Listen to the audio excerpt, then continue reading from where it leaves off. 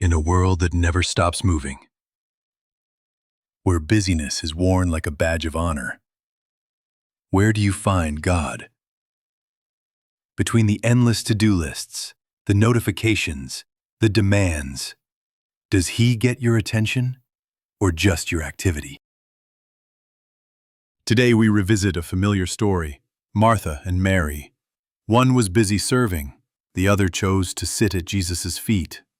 Who made the better choice? And what does this mean for you?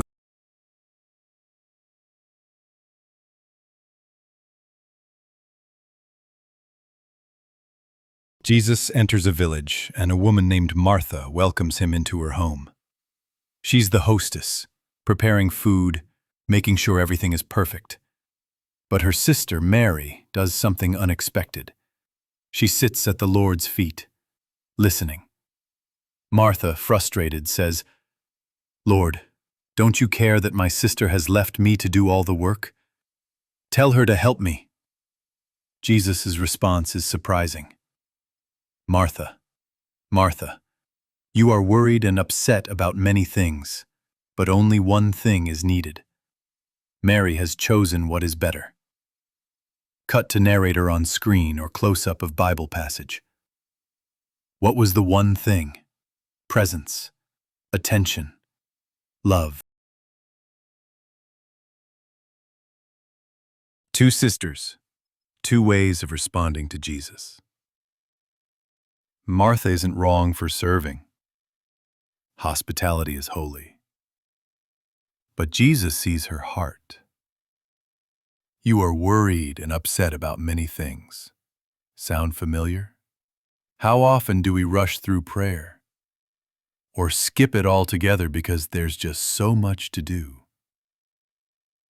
Mary chose the one thing, being with Jesus. Not because work is bad, but because love comes first. If we give God only our leftovers, our souls starve. Jesus isn't condemning work. He's reordering priorities.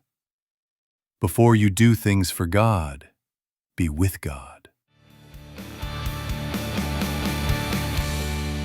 Because a life of constant motion without prayer is like a car running on empty. The world tells us, do more, be productive. God whispers, be still. Know I am God.